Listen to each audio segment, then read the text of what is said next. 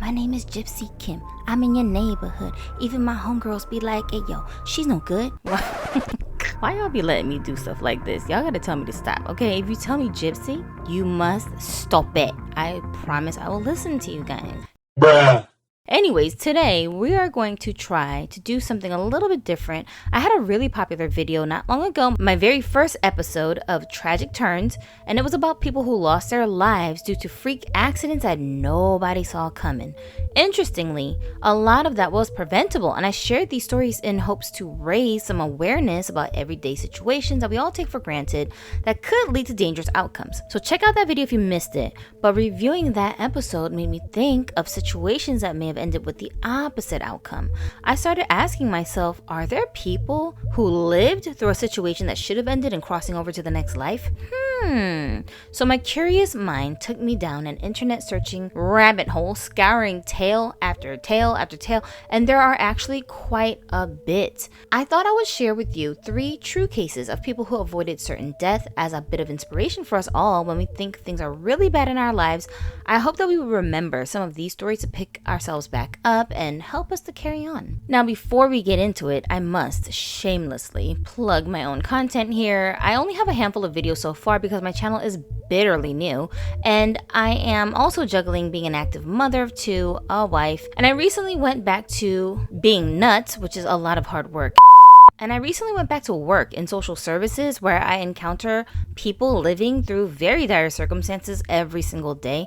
But my passion to share these stories always brings me back to my first true love, which is performing arts. And in lieu of pursuing my craft on a real stage, I'm settling for creating a virtual one here on YouTube land. So I thank all of you that have been patiently sticking by me in this short time that I've been running this channel. Your support is felt tremendously by me. Whether it's a subscription, sharing links on your socials, liking the video, or just skipping through the content, if you spare me 30 whole seconds of your watch time, even if you're not particularly interested in a topic, it really does help the algorithm to learn to push my content to other viewers who may not know that I exist and wouldn't know to search for me here. So all of that really helps, and I'm so grateful to you guys for helping me grow here by subscribing and doing all of that. Now, I hope that you have a snack ready or your work gloves on so that we can listen to these stories together while multitasking. Yeah, I see you over there, mama.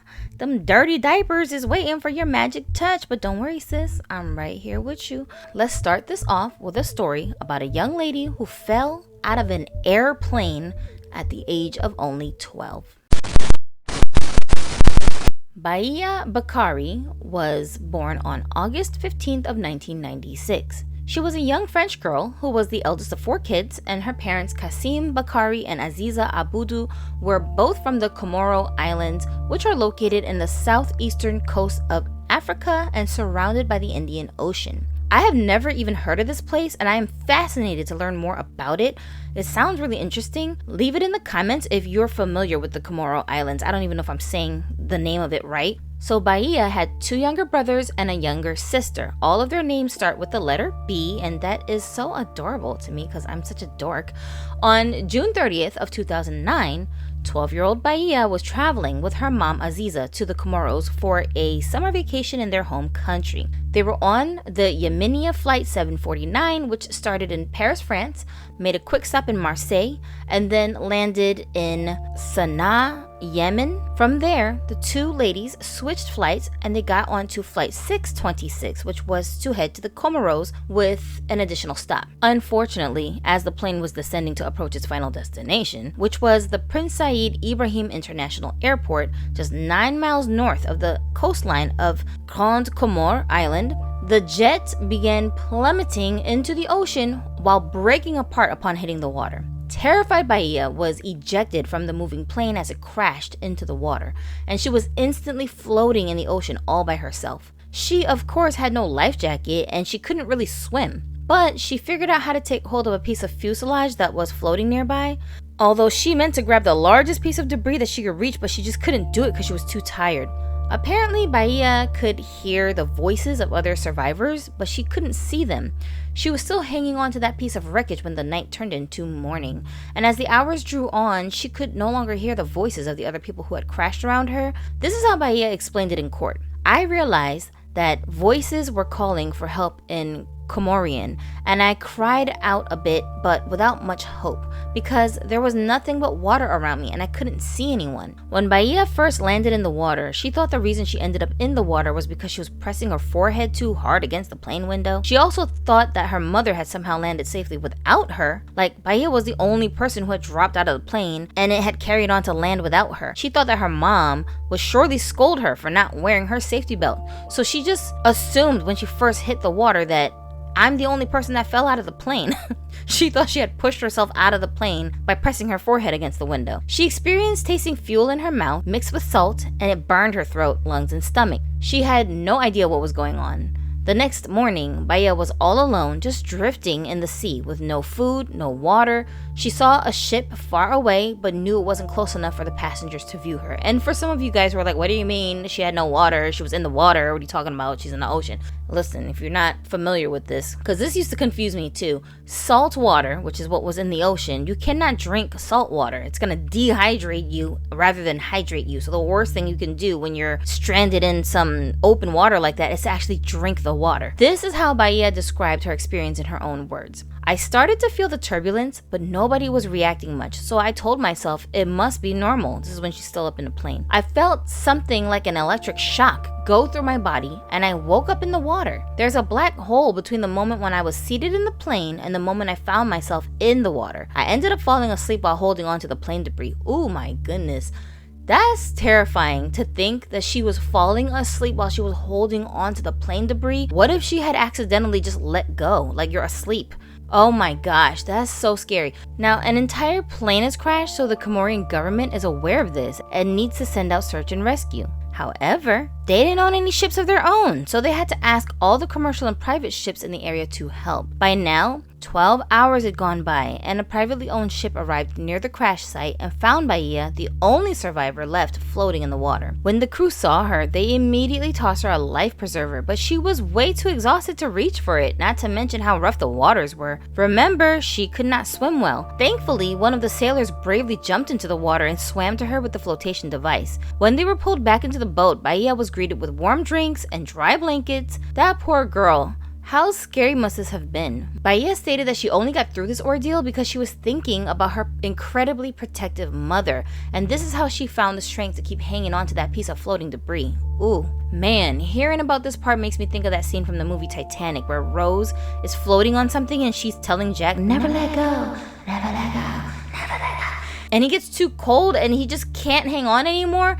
And then we see him drift away to the bottom of the sea. Oh my goodness. I mean, that's a fictional scene, but it was based on things that really happened when the Titanic ship went down. And it's so horrific that this little girl had to experience something like this in real life. This is a quote from one of the sailors who was there to witness the entire rescue. His name is Ibrahim Abdallah, and here's what he said. When the girl saw us approaching, she let go of the piece of debris she had been using as a life preserver.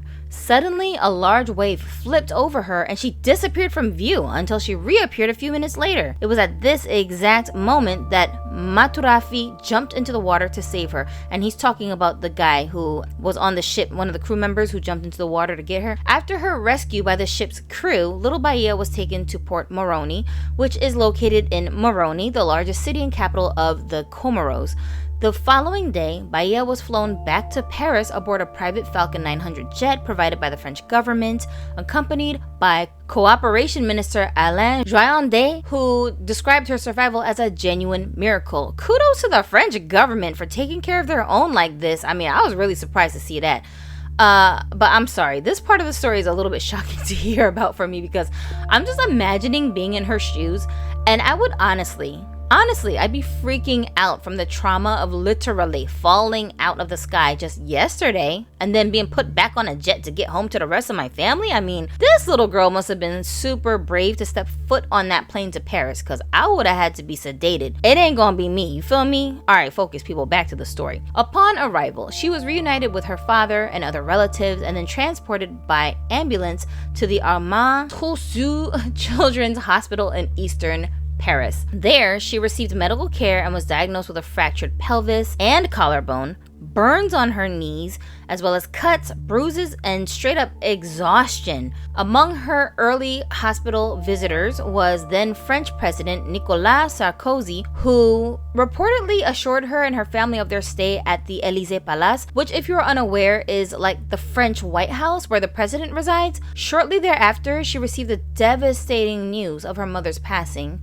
Following treatment and surgery, she was discharged 3 weeks later. It was later determined by investigators that the cause of this deadly accident was due to pilot error. Evidently, the flight's approach was unstable and the flight crew responded inappropriately to the ground proximity. Yikes. Well, not only did Aziza, Bahia's mom, not make it, but nobody else on the plane did either. That's 152 people who perished on this plane. Bahia was the sole survivor of this tragic plane crash, and people were amazed that she was able to live to tell her story. During a commemorative event held in the Comoros on July 6th to honor the victims of this accident, Comorian President Ahmad Abdallah Mohamed Sambi announced a month of national mourning for his island nation, a whole month. He paid tribute to Maturafi Seleman Libuna, the sailor who bravely rescued Bahia Bakari, commending him with the words, "You saved someone else's life at the risk of losing your own." Amen, brother. According to the Aviation Safety Network's database, Bakari is recognized as the survivor of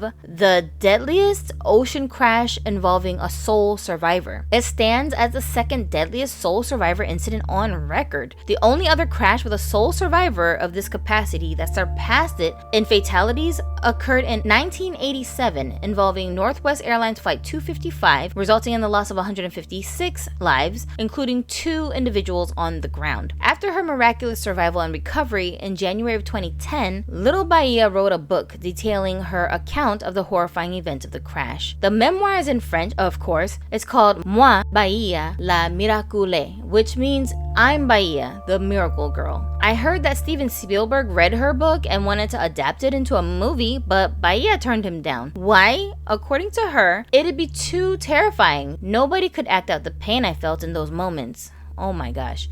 Today, Bahia is about 27 years old, a beautiful young lady, and she described that the hardest thing for her in dealing with the aftermath of this event is, of course, the loss of her mother, as they had an extremely close relationship. Although we are all happy to hear that Bahia survived this tragedy, the reality is that it was indeed a senseless tragedy that was preventable had the flight crew not been neglectful and had proper control of the vessel.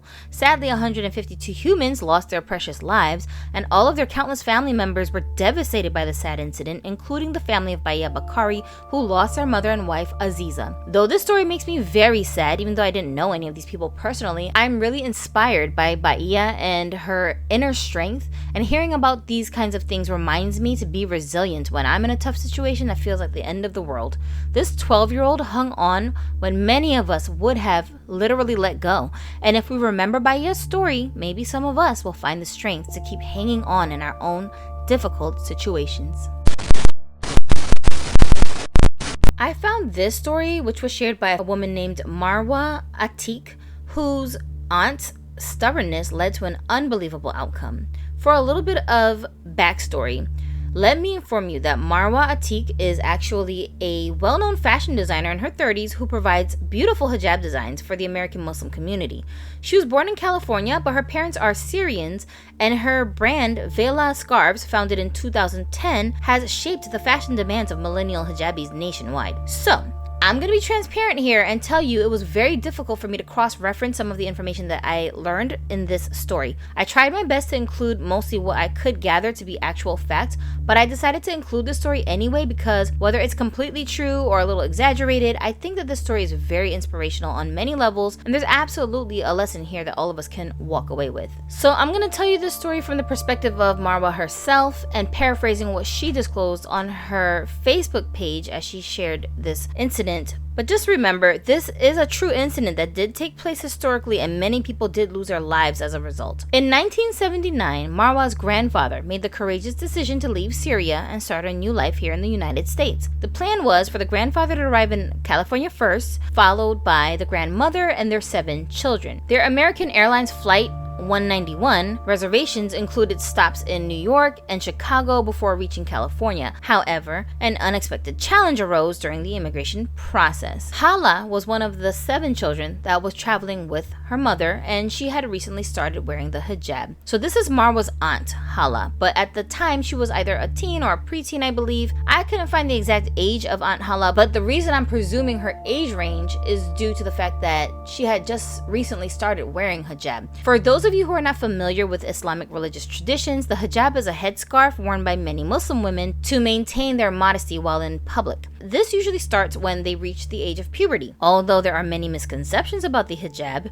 it is indeed a woman's personal choice to wear it, and she should never be forced to do so. Culturally, there are times when they're pressured to wear hijab, but from a religious standpoint, they cannot be forced because Islam does not condone forcing anyone to do anything against their free will. And you'll see what I mean by this, how it plays into this story as we progress. So, when you see Muslim women in hijab, instead of feeling bad for them because you believe that they're being oppressed, you should feel empowered to see women who are comfortable in their femininity and beauty, and they don't feel the need to flaunt it everywhere they go. They often talk about how liberating it is not stressing about looks and makeup while in public, and being viewed as people rather than objects, especially by the opposite gender. As a feminist myself, I truly respect these women who embrace their strengths and stand by them, and don't feel pressured by society to come outside half naked to feel like they are equal to men. So back to Aunt Hala. When it was time for her photo, the immigration officers asked her to remove her hijab. She firmly refused, asserting her right to keep it on, despite consistent pressure not only from the airport staff but also from her mom at this point to take photos and move along with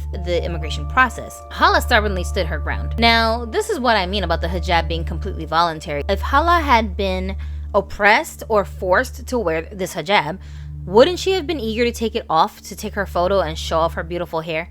Why wasn't her mom able to force her to remove it? Because religiously speaking, Muslims are not forced to wear hijab or to dress modestly. In fact, men are also supposed to wear coverings on their heads and grow out their beards to cover a portion of their faces. So it isn't only women who are encouraged to sacrifice showing off their looks to please their Lord. I think the media does a really bad job of fairly demonstrating how Islam affects the lives of both the males and the females who practice this religion. And since I don't work for the media, I'm not at risk of losing anything but ignorant viewers spreading truth about a group of people that are unfairly demonized regularly by the media and the public. So now that we got that little cultural lesson out the way, let's continue. The situation escalated. Immigration officers were involved. The family was being treated pretty badly by now because this young lady would not comply and insisted that her freedom of religion be protected, rightly so. And after 3 hours of negotiations, the officers finally allowed Hala to keep her hijab on for the photo. How ridiculous does that even sound? They allowed her to do something that she should not have been stopped from doing in the first place. America. Unfortunately, this delay caused the entire family to miss their connecting flight. Furious and upset, the grandmom lectured Auntie Hala during the flight to California because they had to wait to catch a different one, and of course her dad had been waiting for them in California, worried out of his mind at the airport. So mom is like, oh, why couldn't you just listen to these people and take the scarf off for 3 seconds? It would have been all done and over with. Oh my gosh, now we have to miss our flight, blah blah blah. You know, moms, right? Upon arriving at LAX, the grandfather greeted them with tears of relief, repeatedly expressing gratitude to God for their safe arrival, and this totally shocked the family because they didn't know what he was so amazed about. He kept repeating the words, Alhamdulillah, you're alive. Alhamdulillah, you're alive. In Arabic, Alhamdulillah means praise be to God. So the group is just looking at the father like, yo, relax. It's not that serious, dude. Why wouldn't we be alive? But this is when the father explains to the family that the original flight that they were supposed to get on, which they missed due to all this fanfare over the daughter delaying their boarding over her headscarf, that was flight 191, and it had crashed, and all 271 passengers sadly lost their precious lives. The entire family was in shock and overwhelmed listening to their father tell them this tragic news, and everyone was brought to tears. Can you imagine something like this happening to you? So he thought that they were on this flight, and he's just bugging out because he's like, oh my gosh, my whole family is gone. Marwa was clearly very moved and inspired by this story as she shared a photo of her auntie Hala that was taken that day, her passport photo. She considers this photo a symbol of her dear aunt's bravery and love for her hijab, and gives her faith credit for saving her family's life. As part of the first generation of Syrians from that family that started here in America, she says that it's due to her aunt sticking up for what she believed in. Amen, sister. This story was one I found profoundly inspiring, as there are often moments in my own life that I struggle with seeing the good in situations that may appear to be bad. Like when my car breaks down for no apparent reason and I can't find a quick solution, when a family member loses a job that everyone is relying on for income and stability, when a loved one becomes ill and there seems to be no end in sight to their suffering, or just when something doesn't go as planned, like when my son wanted to take his driver's license test and things just kept seeming to get in the way. I have to remember to tell myself and my loved ones to say praise be to God twice in a row when we run into roadblocks. Why is that? I mean, it's easy to just complain and be upset because things aren't going the way we want it to go, but these kinds of stories are a reminder that God knows what's best for us. And if you truly believe in a higher power, or even the universe, as some people like to think of the all-knowing entity we refer to as God, having faith sometimes means that we have to understand we don't always understand what God is protecting us from. When my son couldn't get to his road tests and got depressed over it, I told him to have faith. You don't know what God is saving you from. What if you had gotten into an accident while you were testing? And it turned out that my cousin, who was supposed to be giving him a ride that day, was having troubles with his own car, and it really wasn't safe to have on the road. Eventually, my son rescheduled and he did pass his driver's test, as we all knew that he would in due time. This story also showcases the courage of a young lady to not let the pressures of this world get to her. She understood her rights as an American and a human, and nobody can force you to do something you don't want to do, especially if you're not harming anyone else or infringing on their rights. Whether you want to cover your body with modest clothing or cover it in tattoos and show them off, it's your personal right and choice to do what you want to do as long as you don't hurt anybody else. So yes, Granny, I'm talking to you. Who cares if nobody else thinks that you should get a nose ring cause you're too old for that? If you want to express yourself, go get your nose pierced, baby, and wear what you want. You cannot live your entire life caring what everyone else thinks about you when they don't even know you from Adam. And yes, young lady or young man, if you want to settle down at age 21, get married, start a family, don't let society pressure you into pursuing this and that and getting a degree and a career and waiting until you're 39 and burned out to pursue a long-term relationship after you spend your entire young adulthood slaving away in your career and advertising all your goods for free on Instagram and TikTok. Do you, because nobody on the internet that passes judgment and has something slick to say is gonna help you to find your inner peace. You gotta be responsible for that all on your own, and you only have this one life to look back on later. It's either gonna be filled with regrets and unfulfilled dreams, or you'll be satisfied when it's time to close your eyes that you truly did live your best life to the best of your ability. Yeah, sis. Yeah, bro. Even you listening to this thinking you're not ready to start your YouTube channel. Do not procrastinate like I did and wait years before you dive in. It's not as complex as the world will have you think. Start somewhere. Upload a video once a month, twice a month, just as a hobby to express your thoughts and get these ideas out into the world. You'll feel so satisfied after you hit the publish button, even if only 10 people watched your video. Those 10 people, they wanted to hear what you had to say, and they appreciated the time and effort that you spent creating something meaningful. Even Bailey Sarian started with no subscribers once upon a time, and look at her now. Jeanhillard's story will surely make you question reality. I mean, seriously, after hearing this one, I started contemplating real hard about parallel universes possibly being a thing. Here's what happened to this walking miracle. So, it's about a week before the new year in December of 1980. I won't exist in this world until another 5 years from this timeline. A young woman named Jeanhilard was 19 years old, and she was on her way back to her parents' home from spending the night out chilling with her homies and her boyfriend when her car suddenly stalled. She was driving her dad's Ford at the time, and it was about midnight. Now, the cold weather was not getting along with this car, and it ended up skidding off the road on the edge of a Native American reservation. The temperature is below 22 degrees Fahrenheit, which is minus 20 degrees Celsius. All she's wearing are some cute cowboy boots, a pair of mittens, and a winter coat to keep her warm during this frigid night. Now, y'all, I'm from the East Coast, but if you haven't experienced this type of temperatures in your local regions, you just will not understand how cold this really is. Where I'm from in New York, we would call this type of weather brick cold. Like, people would be like, it's brick out there, you better bundle up. If they say it's brick, you're not just gonna get by with a little jacket. No, you need to wear layers, my friend. 3 hoodies, a sweater, a blanket if you could get it on. Like, you need to be bundled. So Jean's car stalls out. She's out in this brick cold weather by herself. It's the 80s, ain't no cell phones. The only way to get help is to go looking for it. She decides she's gonna just get out and walk to her friend's house nearby to ask for help. Her friend's name was Wally Nelson. On her way to his house, she's realizing this walk is farther than she anticipated. She thought he only lived like a half a mile from where she was stranded, but actually it was more like 2 miles. Plus, the snow is coming down hard now. She's basically trekking through a blizzard. Just as she walks into Wally's driveway, thank goodness she made it, she loses her footing on the slippery ground, and I mean meters from his front door. Jeanhilard trips. She falls. She loses consciousness. Oh my God! And guess what? She just stays out there for a whole 6 hours, slowly losing the warmth in her body until finally she was completely frozen solid. Now it's early the next morning, and Nelson happens to step outside to carry on his affairs for the day. He's a little confused to find some footprints in the front yard, and then when he's following the prints, he sees a lump in the snow. To his surprise and chagrin, he discovers the body of his friend Jeanhilard lying on the snowy ground outside his house. Shocked, Wally grabs her by the collar. He drags her onto his porch. He's thinking, well, she's surely deceased because she is frozen so badly. He recalled she was stiffer than a board. But strangely, he saw a few bubbles coming out of her nose. Wally then brought her stiff body into his house. He calls for help. Then he decided he's just going to take her to the nearest hospital, so he went.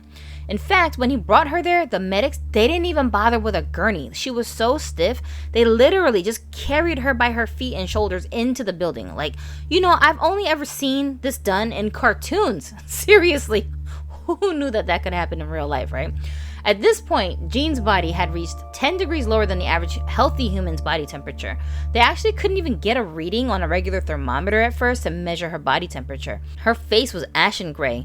Her eyes, like her eyeballs, were even solid and were stuck wide open. Her skin was so hard they could not puncture it with hypodermic needles. When the medical professional tried to work on her, their needles were bending against her skin. A physician who worked on her stated that her body was completely solid and cold and felt like a piece of meat from a deep freeze. Her pulse was only 12 beats per minute. Goodness gracious, like a bear in hibernation or something. The medical team had to remove her clothes, which was described as crispy. They took several hours to warm her body with heating pads. This team was literally thawing her body. Her family was notified and they were waiting anxiously to find out what the damage was. Jean recalled falling down outside Wally's house, and she said it felt like somebody shut off the lights and she just fell asleep. This is Jean's own account of what happened while she was being treated. It didn't look very good at all, and they didn't really think I was alive, but I was a hometown girl and they weren't going to give up on me right away. I was black from the waist down, and when your tissue turns black, there's usually no coming back. Yeah, Jean, I've heard that somewhere too. Once you go black, you don't go back. Ain't that the truth? Come on, guys, I need y'all to stay focused. Now, Jean also said they told my parents that they didn't think I would make it, and if I did, I'd lose both my legs for sure. By noon that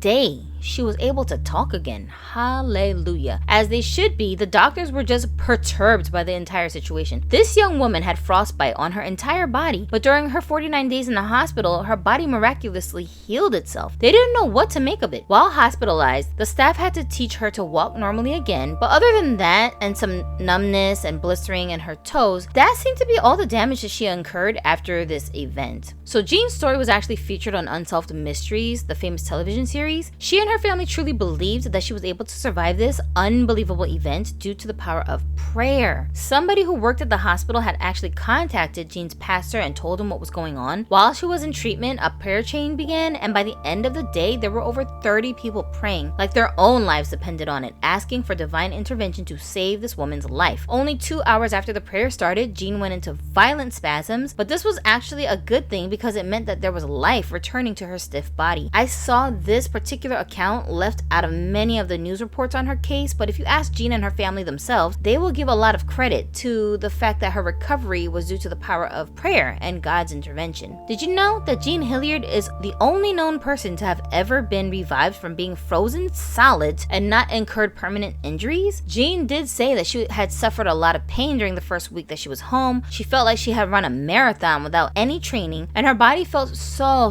stiff and sore. Ooh, I can imagine, girl. I feel like that now, and I haven't been doing jack shiz all day, but I'm 38. I suppose that's not a normal way to feel at 19. Jean went on to marry and became the mother of 3 children, and she still ventures out in the cold weather, but she absolutely refuses to drive at night when the roads are icy and slippery, and I don't blame you, girl. Well, what can we learn from Jean's story? Apparently, scientists say that extreme hypothermia does not guarantee imminent death.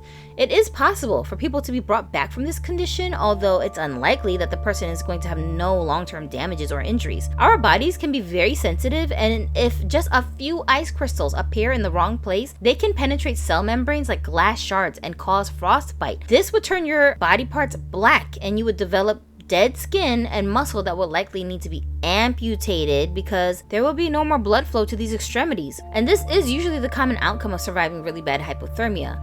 So Jeanhilard's case has fascinated medical professionals, as I would imagine anybody hearing about Jean's survival story would be. She actually had frostbite, and somehow her body came back from that. Who knew that was even possible? As they say in the medical community, nobody is dead until warm and dead. I hope you all found some inspiration from one or even all of the stories that we shared here today. If you have any suggestions for me, be sure to tell me in the comments. I do read all of them. Yeah, even the abusive ones. Although I get a kick out of unleashing my epic level sarcasm on those lonely, bitter people. Sheesh. Hate to be you, homie, but most of you guys in the comments are very deep thinkers and have a lot to contribute to our discussion, so keep them coming. This is a safe space for everyone to express their opinions. You don't have to agree with me or each other, but please don't be disrespectful to anybody while sharing your takes. Thank you all so much for chilling with me again. Please come back and do this with me next time.